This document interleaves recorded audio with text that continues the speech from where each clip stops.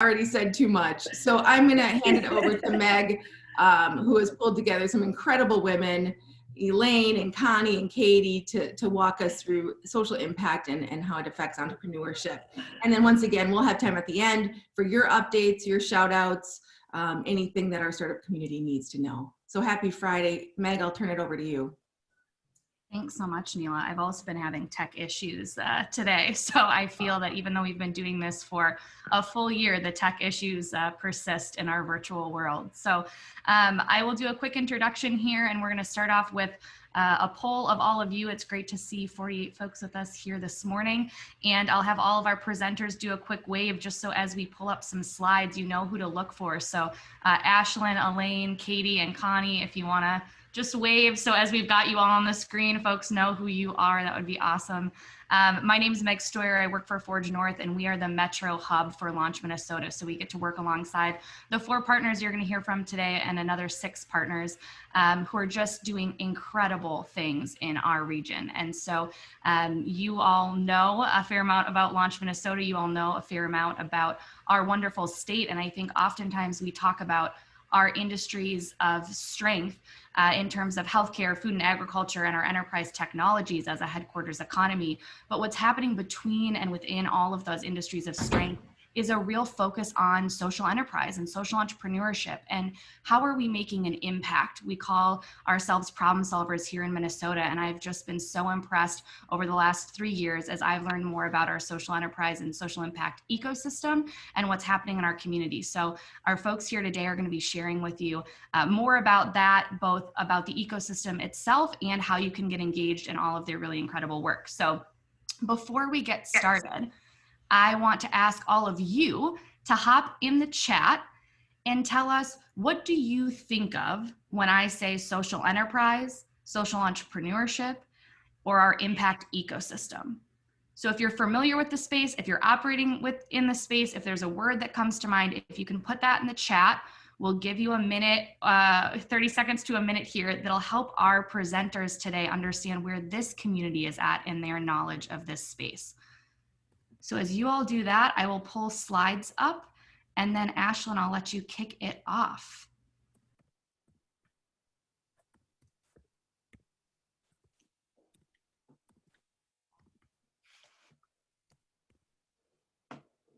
These are some great responses I'm seeing.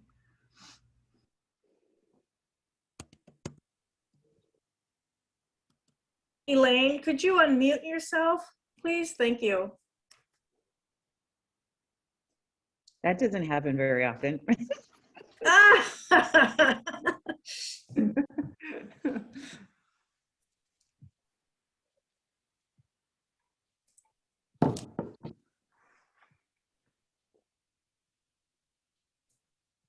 All right, Meg, thanks for bringing us all together. Let me know when you get those slides kicked off.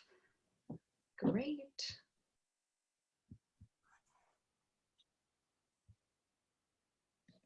Wonderful. All right, everyone. Thank you so much. My name is Ashlyn. I use she, her pronouns. I am calling in from on behalf of Social Enterprise MSP, one of the organizations that will be chatting a little bit today. But I have the pleasure of working in and around and amongst all of these other amazing leaders who are here today from the Innovation Lab, Impact Hub MSP, Social Impact Strategies Group, and I just wanted to give the floor to everyone to quickly introduce yourselves and let us know what organization you're from. So again, I'm Ashlyn, calling in from Social Enterprise MSP, and I'll pass it over to Connie. Hi everyone, I'm Connie Rutledge with Innovation Lab. Katie? Good morning, everyone. Katie Kalkman with Impact Hub MSP. And then Elaine? Elaine Rasmussen, Social Impact Strategies Group, and you may notice my colleague Peng Zhang, who is also on the call. Wonderful. Thank you all so much for being here. I'll just start and kick us off. and then pass it over to every one of these incredible leaders to talk more about their organizations and their programming, and then hopefully dive into some Q&A before we open it up. So I'm ready, Meg, next slide. The reason that I'm kicking it off is just because our organization is really passionate about talking about social enterprise, social entrepreneurship. We love when people ask us, what is social entrepreneurship? What is social enterprise? So we love to share that, you know, social enterprises are making business and market-driven approach a tool for social change. So a social enterprise, is any organization or company or, you know, entrepreneur that uses that market-driven approach of selling products or services in order to solve an environmental or social problem. Next slide.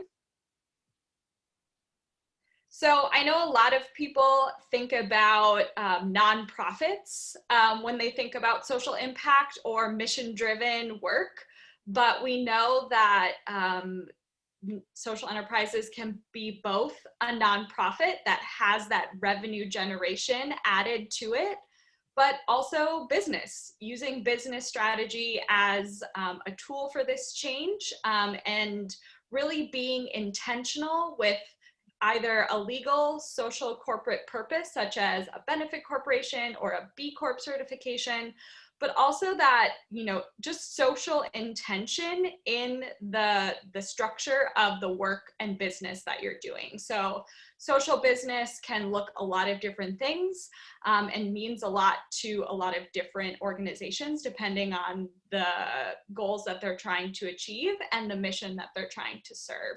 And I'm sure all of the leaders on this call will share a little bit more about what that means to them. But for-profits and nonprofits alike. Thanks, Meg. You can go to the next slide.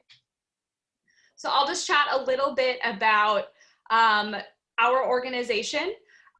We really try at Social Enterprise Minneapolis-St. Paul to be a community platform. So rather than a direct service organization like many of these other amazing leaders that are on our call today, we really try to just connect individuals to the resources that they need, to these other organizations, supporting, guiding, bringing folks together, whether it's about research or resources, networks, and really just trying to drive a movement and a narrative around this purpose-driven economy that we're all trying to create together through making a social impact. So we're really pushing a movement, and it takes all of us together to make that happen. And we're just really excited to be at the intersection of all of this work.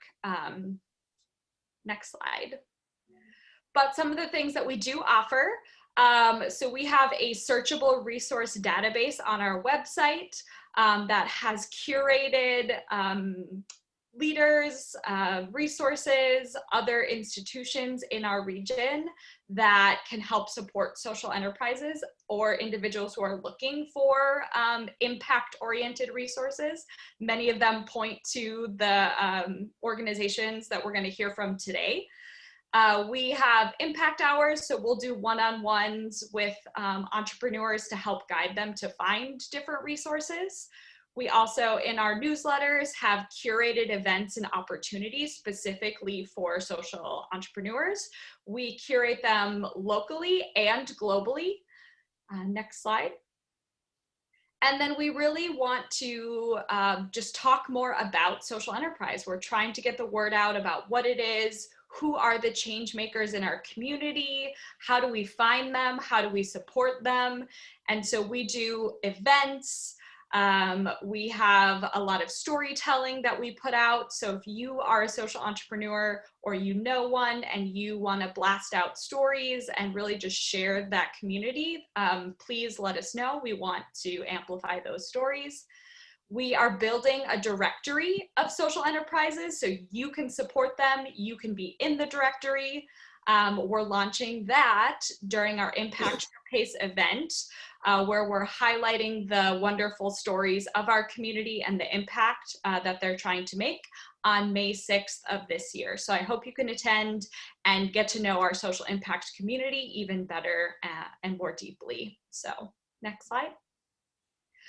So I'm really excited to continue to watch our network grow and pass it over to the rest of this amazing team to talk about everything that they're doing.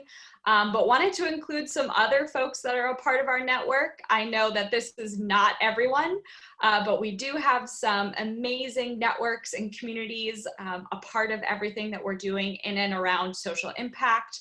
Wanted to just give a shout out to some of our partners and some of the network. But I know this is not an expansive, subset. So I will pass it over to the rest of the team to talk about the work that they're doing. So we'll start with Katie at Impact Hub. Hi, thanks everyone. Great to see you all. As Ashlyn mentioned, a lot of the organizations here in the Twin Cities Marketplace have come together to support social entrepreneurs, and we all work with entrepreneurs at different stages in their businesses.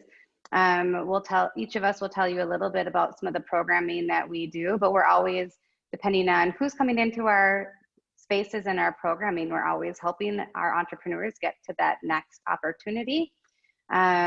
Impact Hub is a global organization. We have our local chapter here at the Twin Cities Marketplace. We're a workspace, co-working space. We have over 100 locations worldwide, 17,000 members and growing. And we follow similar programming. So if you are in the Twin Cities Marketplace, and back when you used to travel, you might be in Houston. I'm in Texas currently on vacation, and can stop in at an Impact Hub and be with like-minded people that are a part of our community. We look forward to those days when we can start traveling more and more again. From a programming standpoint here in the Twin Cities, we run an Interns for Impact program where we connect students with more entrepreneurial businesses, small businesses that are harder to find, those that want to work in an industry and do good, not just help an organization make profit. So we partner with them, partner with universities. We're partnered with 9 colleges and universities to find students and match them with small businesses.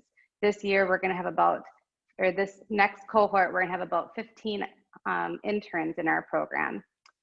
Yesterday, we just launched our corporate sector sustainable impact community of practice. We run 4 communities of practice.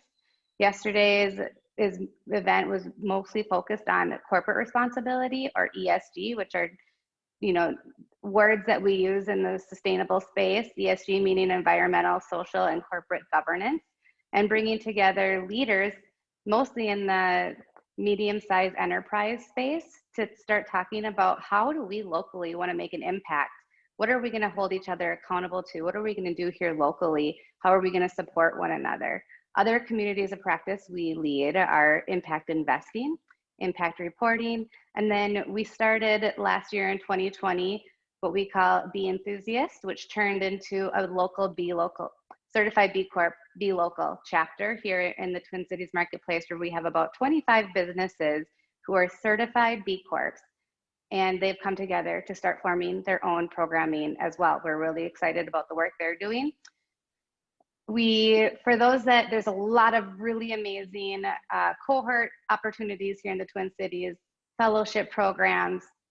For those that maybe don't get into one of those fellowship programs, we offer what's called Entrepreneurship for Good. And it helps those with an idea that are ready to launch their business kind of get to the next step. So they may be viable for running into the Minnesota Cup or Innovation Lab program or a Lunar Startups program. It's a 6-week cohort, and it runs about 3 to 4 times a year. We wait until we do interviews to make sure that the entrepreneurs are kind of ready for the master class.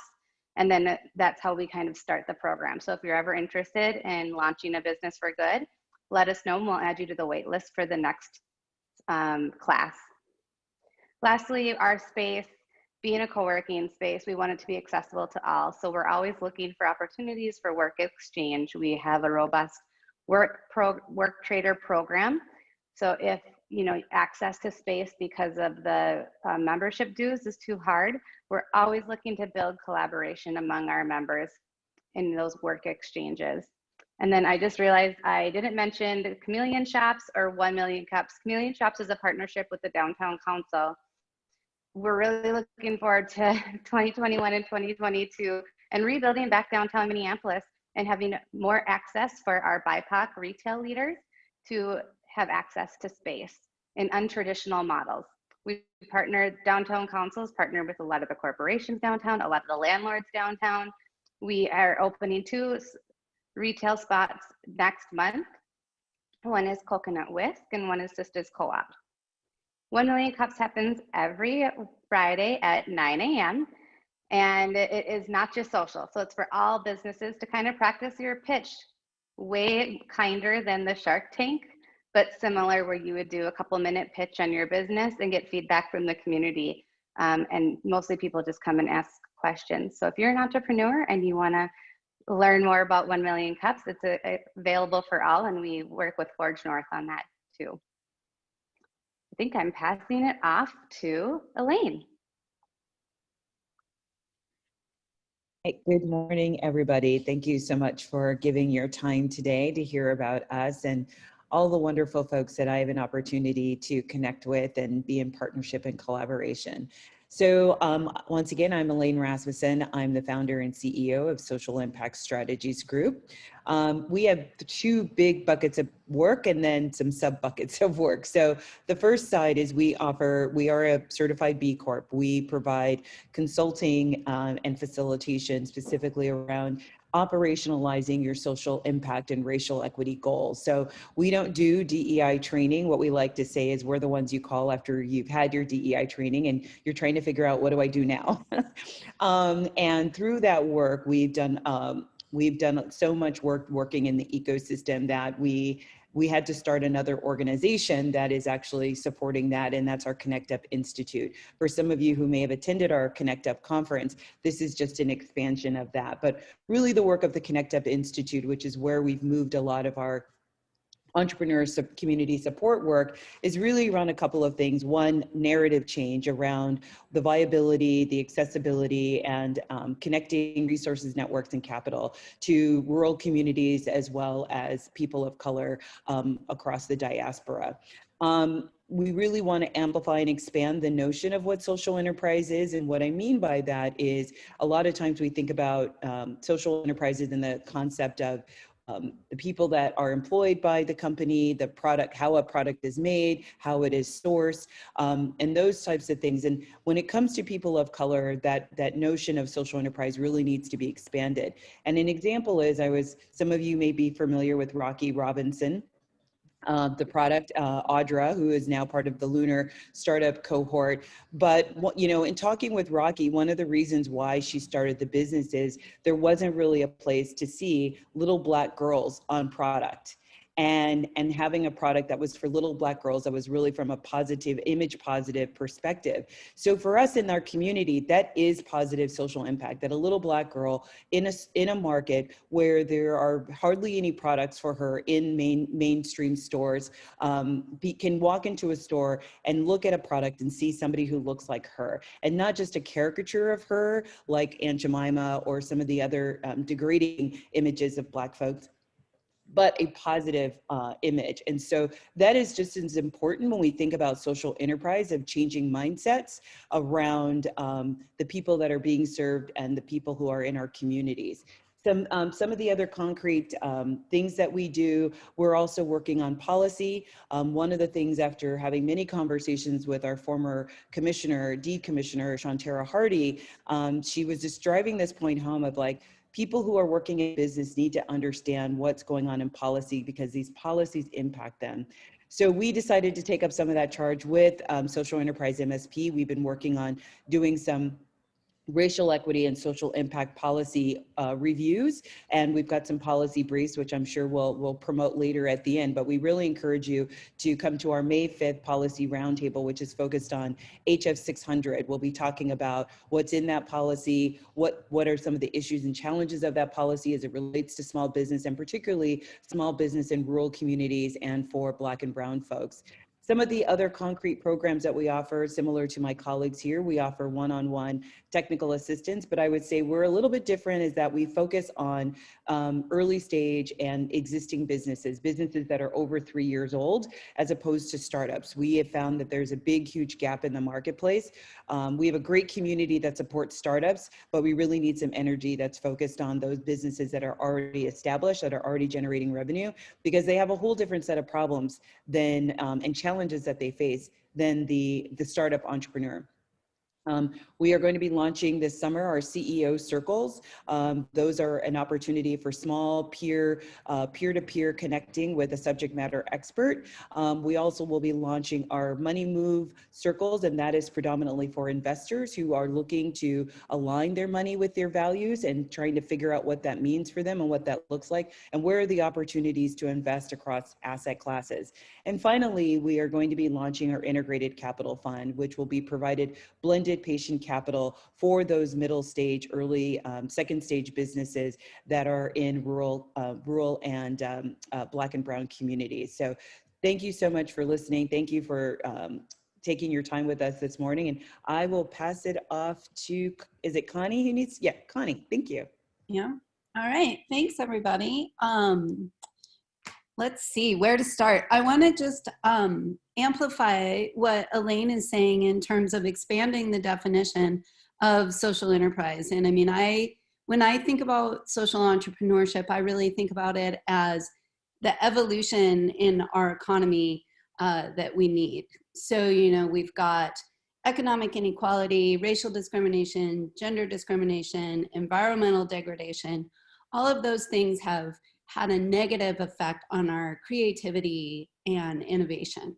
And so I think this is a response to that, a very typical kind of market response of recognizing those opportunities and trying to think about how can we do this differently and for long-term impact. So that's kind of how I think about it as we're building out the programming at Finovation Lab. And we have a cohort-based approach for our two primary programs that we have right now. The first is the Finovation Fellowship. And the fellowship is an opportunity for early stage social entrepreneurs, people who are passionate and have some expertise or experience in a particular area. And they have an idea, or maybe they've just launched a new venture that relates to that impact area. And the fellowship is a 9-month-long experience. It's a full-time commitment, so it's a fairly intensive experience. And we do cohorts of 9.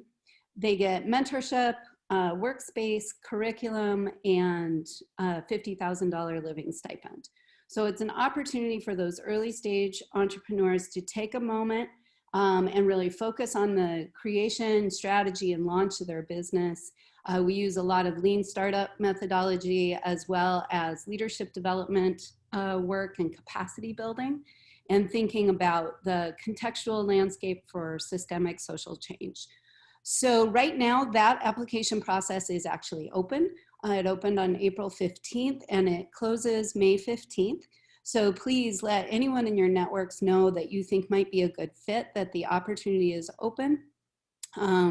We'll be selecting our 4th cohort this summer, and they'll start in September. The fellowship runs September through June. And that means our current cohort, cohort 3, which is the virtual Finovation Fellowship cohort, will be graduating in June, and we have our finale event is scheduled for June 10th. So I encourage everyone, excuse me, I encourage everyone to follow us on social and keep your eyes open for that event and register. It'll be a fun opportunity to tune in and hear from the 9 entrepreneurs in the cohort about the various business ideas that they're working on and their experience in the fellowship. The other cohort program we're running at the moment is Impact SKU. So this, you might recall last year we started to launch this collaborative accelerator with an outfit in Austin, Texas called SKU. And it's a consumer brands accelerator. So this is for companies that are a little bit further along that have a purpose-driven consumer packaged good business. And last year, just as we were starting to get everything kind of lined up for it, the pandemic hit. So we did a shorter program last year. It was 6 weeks. But this year, we are so excited. We're doing finalist interviews this week for the cohort. We're going to do the full 12-week accelerator. And this is an opportunity, again, for these consumer packaged good businesses that have market traction. They've got that validation, but they're looking to grow their business and their impact model. And so we bring the purpose-driven lens kind of throughout the whole CPG curriculum that SKU has developed over the 10 years that they've been focused in this area.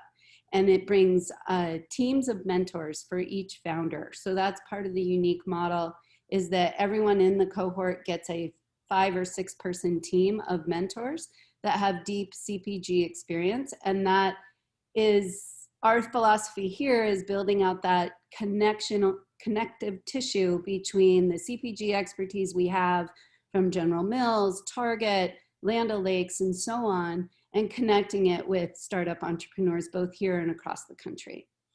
The Social Business Collective is a CEO roundtable or a mastermind group for social business leaders. We'll be looking for a new cohort for that this summer as well. We've got our current cohort. It's a 6-month commitment. It's a monthly meeting with facilitation and executive coaching. And it's really just peer support for people who are kind of in the trenches, running their business, and want to connect with other leaders in the same, what do I want to say, with the same values. Let's put it that way. I expect that, we've got workshops and online resources available to people. We've got a virtual membership that we have up and running now. And then we also have a co-working and event space. So, as we start to come back together, please consider the Finovation Lab for any kind of reception or offsite meeting. We are ready to host you anytime. We've got plenty of space, so we've got things kind of socially distanced at the moment. And then looking ahead, I would like to see us focus on content that's about helping businesses really get into the how of doing impact. Right? How do I implement an impact model, whether that's giving back or transferring to a more sustainable production or packaging distribution method? And then, as Elaine mentioned, her work in the capital area, that is something that much of the entrepreneurial ecosystem has recognized, is this need for early stage investment capital. And I think for impact entrepreneurs, that is almost doubly true. So, looking at activating and educating those investors and making connections throughout the state and beyond with capital. All right, thank you. Any questions? Right? Isn't questions and answers next? That's what I thought. If anyone, has any questions in the chat box, I'm happy to read them or just kind of manage any of that. But welcome questions from the group first. Otherwise, I have a few as well.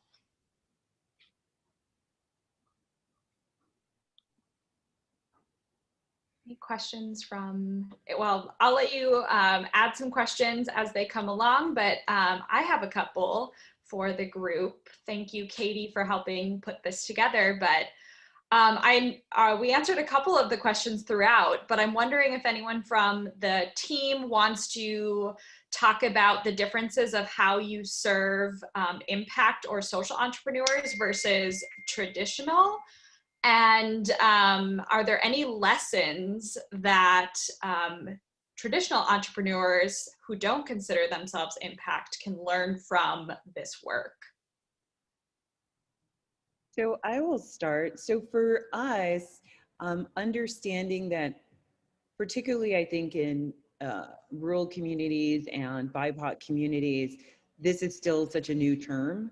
So sometimes the conversation is orienting them to this, and not so much as like wanting to make them a social enterprise, but providing them with a higher sense of awareness and asking them questions about, are they thinking about these things, right? So when we think about whether it's, is it possible to go to a product that has less impact on the environment? Is it possible to go to packaging? You know, just getting them to start to think about themselves and focusing less about, are you a social enterprise, right? Asking the questions that where we can provide a community where this becomes the natural state of being, right? So that's our approach. Yeah, I think that's great. And asking the right questions and bringing people into the circle, because they're probably already doing a lot of these things naturally with their values and how they run. They just maybe don't know that this circle of people exists to help support them in a really unique way. Does anyone else have any unique ways that they serve the community, or things that that entrepreneurs could learn from the social impact ecosystem? I don't know if this is unique really, but when I think about what we're doing in the social impact sector, I feel like there's a lot of experimentation. And I think that is a comfortable thing for the entrepreneurial community at large. But I think the thing that I would say for other entrepreneurs is sometimes there's this automatic assumption that the trade-offs are too great for early stage companies to invest in equity or sustainability. And I don't think that's true. And I think that the dedication that impact entrepreneurs have brought to those questions are lessons for all entrepreneurs and business owners, that there are ways to be both financially sustainable and meet all of those other goals. And that's really the transformative aspect of the experimentation that's happening in this sector. Yeah, I think I'll add that social entrepreneurs are like any entrepreneur, but entrepreneurs with big hearts. And it is hard to be an entrepreneur, especially early stage entrepreneur, or Elaine mentioned when you hit that 3 to 5 year mark and you're now having staff and you've got payroll to pay and you're trying to expand your business. Entrepreneurs need a lot of support. I see Lori Most from Backpack EMR, who started out at Impact Hub, I think 7 years ago. And we've had lots of conversations about her journey. What makes our support different is not only, hey, you can, grow your business and make a profit, but also an obligation or a commitment to your community. And that is something that happens from within. It happens, you get motivation by your friends that you're working, your peers that you're working alongside. So it kind of is that spark, that DNA, that community that we're building together. And hey, let's face it, we have a lot of work to do. I mean, look at what we're hearing about climate change. Look at what we're hearing about diversity and equity. So we all need to come together. I would like every business to be thinking about what that they're going to commit to and what are they going to prove, what results are they going to show, because it's not just a marketing opportunity. Like, we have real work to do. And I think all of us on this call are committed to participating in our part and supporting businesses to meet those goals. Yeah, that's well said. And I think when you say with heart, that it kind of just speaks to how social enterprises and social impact individuals are purpose-driven, mission-focused, but that that doesn't mean that they're not I'm focused on running their business, or actually, it's not a trade-off. It's not one or the other. It's together. And so I think that is something that I want to make sure that we reiterate, is that it's not just mission focused or profit. It's both, and both go hand in hand really beautifully. I noticed something about the Sustainable Development Goals, and I know that's something all of our organizations talk about, track to, when we think about reporting and measurement and just aligning with shared goals and values. So the Sustainable Development Goals are 17 goals established by the United Nations that really drive home different themes of making impact. And individuals, organizations, companies can all sort of look at what those shared global goals are and see where your company is making an impact, or maybe where you want to do that and how you might go about measuring that or showcasing that. We focus on that during our Impact Showcase and the nomination process. We ask entrepreneurs a lot about that. I know the Finovation Fellowship does that, Impact Hub does that, and really highlights that. And I know, Elaine, that's something that your team is thinking about. So it's sort of like aligning our work to that global conversation around making impact. So it's really exciting to see how the work we're doing to be problem solvers here in Minnesota is also aligning to global work.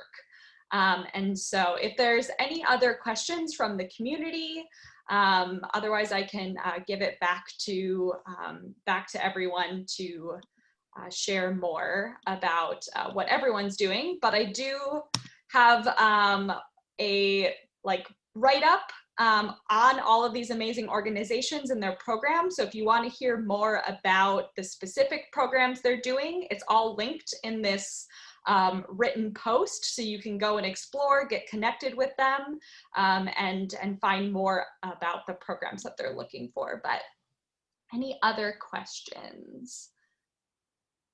Not a question, Ashlyn, but I just wanted to share, and we're always looking for partnerships and collaboration. So feel free to reach out to us of like, hey, you know, we're not sure what this could look like, but we'd love to talk about thinking about what a partnership or collaboration would look like. We're very open. We know that this work doesn't happen to the scale that we wanted to without partnership and collaboration. So I would enjoy hearing from any and all of you about and just brainstorm of where there might be opportunities for collaboration.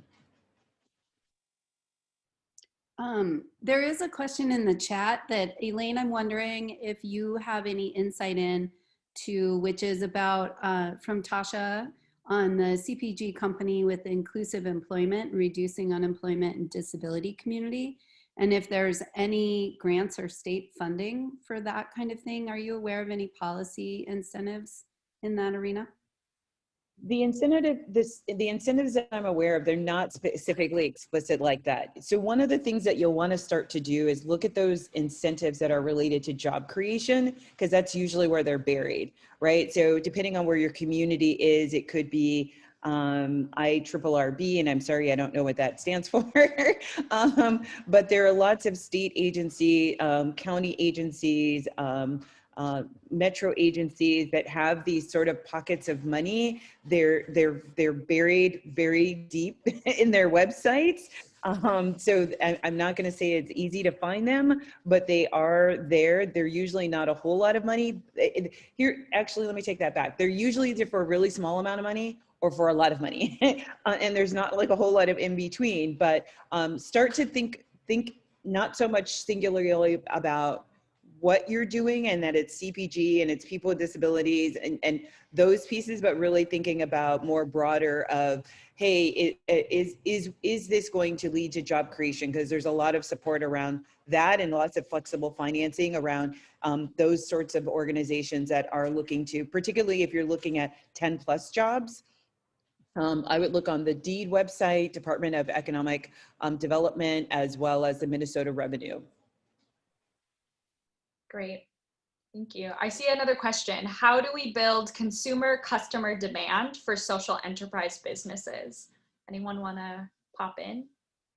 I'll try to tackle that. I mean, right now, there's a lot of data that shows that consumers have that demand, or at least they have demand for businesses and products that are values-based and that are authentic to those values. So they are looking for some of the certifications, the B Corps, or, you know, safe ocean, safe seafood kind of things. So I think the demand is there. I think the challenge with consumers personally is cost.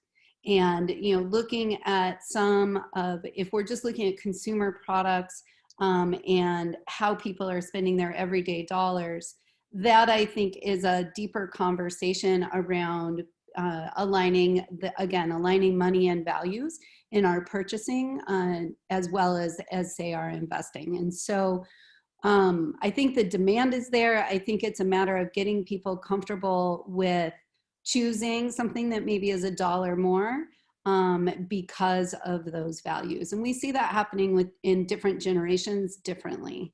So I think it's a matter of continuing to make the message and to connect the dots and make a lot of options available. And then again, markets should work to bring those prices down, right? Yeah, and I just want to expand on what Connie said. I think it is very, particularly when you look at BIPOC communities and maybe even rural communities, when we start to think about sustainable goods, that is a position of privilege, right? They do tend to be expensive. They do tend to not necessarily be in all communities. They tend to be concentrated in metro areas.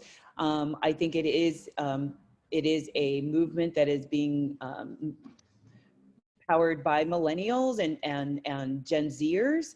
I think when you start to get into some of the older generations, while it's a nice to have, it's not a must have. So I think these are the things that entrepreneurs and folks who are guiding entrepreneurs need to seriously think about: who is the customer base and whether or not that is a decision-making point. And if it's not, it could be something that you aspire to, but maybe that's not where your business starts for just practical reasons. If your consumers are in North Minneapolis, that's a very different socioeconomic class than if your target market is in Edina or the demographics that are represented in those communities. So I think for us as service providers to entrepreneurs, but also for the entrepreneurs on the call, it's really about what practically makes sense at this moment in your business. And you can always have aspirational goals or your key performance indicators where you're working towards those, but I don't think it's in your best interest to put this moniker on yourself just to think that if you build it, they will come. I don't know that that's necessarily the best approach. Yeah, I appreciate, Elaine, that perspective, and also that you are talking about that you're growing and that you start somewhere and then add on and try not to do everything at once, because that could also be really detrimental to the growth of your organization, your business, and ultimately add on impact. There's a question in here about certification. So I know there's a lot of S Corps and C Corps that are thinking about, that women-owned business certification, or maybe the B Corp certification. Do you all have an opinion on the value of a certification, knowing that sometimes cost is really prohibitive? It depends. I think it depends on, and who did post that? I saw. I think it's Katie. Katie, I think it depends on like where you're at and what works for your business, and you know your business better than anybody, and you know what you want for your business, like the long-term plans for your business, and so you have to evaluate for yourself if it's worth it. It's hard to answer in a panel like this. I'll say from an Impact Hub standpoint, not as much to the S Corp, but for B Corps or public benefit corporations here in Minnesota, we use for our supply chain, we'll go there first and buy from those vendors and certified B Corps before we go and buy from just a regular old LLC. So we are trying to support our community and those that are intentionally saying like, I am going to, in my business structure, make a difference. And there's a lot of great organizations. That's just one thing we use when we're determining who we're going to buy from. Others can speak to their process, but again, it is expensive and it can be expensive. So it comes down to, what are the goals you have for your business? Yeah, just double click on everything Katie said, and to add on that, so from a more practical perspective, the women-owned business cert and targeted market, which is done by the city and to a certain degree the state, those are free, but I will say this, the state and the cities have streamlined that process. I did it 3 years ago. It was painful. It is a lot easier now. And actually all of them are now coalesced onto one website. So women-owned business, veteran-owned business, you can actually get all your certs in this one document. And perhaps Neela has the link to get that. And that's free. So, but it really is beneficial, particularly if you're planning on going after state and city contracts. They do look for that. And if you get an award, they're going to ask you to do it anyway. So, just be mindful of your target audience, right? It may not make sense if you're a direct to consumer product, it just might not be worth your time. As far as getting B Lab certified, that is the lowest buy-in is $500. And that's if I think your revenue is under $50,000 and the price just goes up. We actually did it when we first started because I knew it'd be less expensive then than for us to do it later. So it was more of a practical decision for us to become B Lab certified. And then the B Corporation, which is a tax status, that involves perhaps hiring a lawyer to be able to help you with your paperwork and your operating agreement. So from on a scale of like least expensive to most expensive, that's kind of the expanse. And you just, once again, as Katie mentioned, you really need to think about what makes sense for you at this moment and who your market is, so that you make the right decision. Elaine, you are a wealth of knowledge. Every time I talk to you, I learn more. I just want to step in here and really thank each of you, the panelists. What a great discussion, fruitful conversation. But I do want to leave the last 10 minutes to hear from others. It obviously continue questions in the chat. I'll make sure that we get the right answers to you. But is there anyone that would like to share some things that people should know about before we meet again next month? I believe Mary with Discovery Launchpad Venture Yes. Builders is on, and you have some upcoming events? Yes, good morning. Mary McCarthy with the University of Minnesota Venture Center.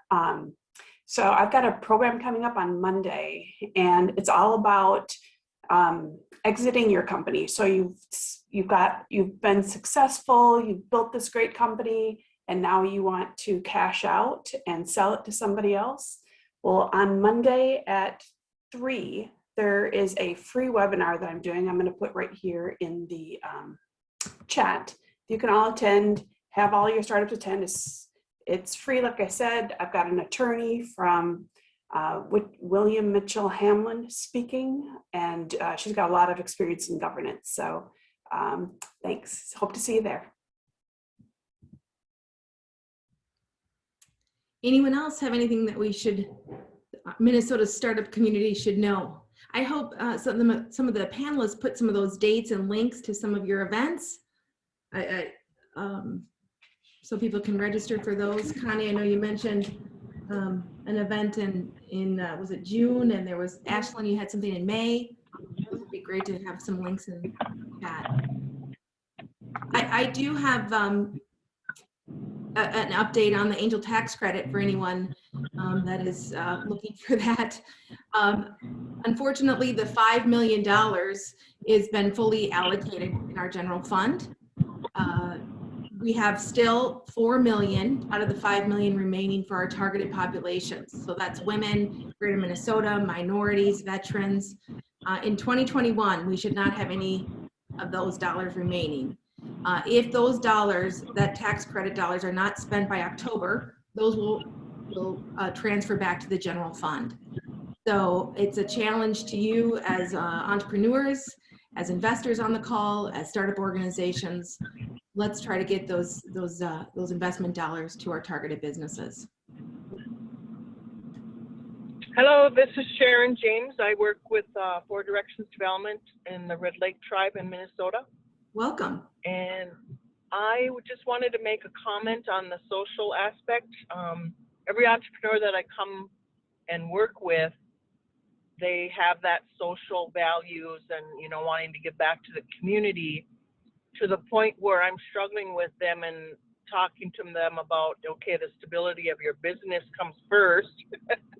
And so it's a juggling act for us to definitely keep that social aspect and impact on the community with the entrepreneurs, but also teaching them that balancing act so they don't do it to the detriment of their business.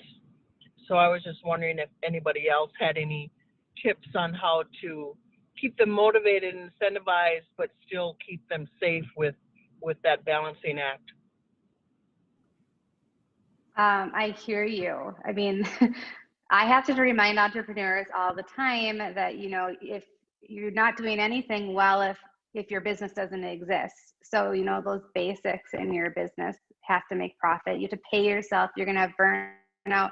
So many, specifically social entrepreneurs, work so hard on their business and yet aren't able, you know, they're making so many personal sacrifices for their families, and it takes a village. So I think all of us offer experts like one-on-one coaching through our different communities. I think we're all happy to make introductions for your community and the people that you're working with to help them, you know, work alongside your entrepreneurs and just be that listener coach and then kind of push your entrepreneurs. I do think that a lot of value comes from that one-on-one coaching and somebody understanding specific businesses, specific leaders, and you know, what is the give and the take. Because again, you know, my husband and I, we run a couple businesses, and one of the businesses we run, it's in the rural community, and it isn't highly profitable, yet it's something that's so important to the community and to the people that work for the organization. And so, you know, we have to push ourselves in that too and see how we're going to scale it to the next level and get it to the next pace. And so again, like, entrepreneurs are resourceful humans. They just need to know where to go. And so that's why we're all here together to help those entrepreneurs in whatever way our network can for whatever specific business that you're talking about. So please reach out to all of us. We're happy to share. And then maybe you already know NDN Collective and the Small Business Alliance for Native communities. I don't think Indigenous, I can't remember what the name of the organization is. Pam, I believe, is her name, that runs that organization. She's the executive director there. I can get you her contact information, but we're always happy to help, be a resource.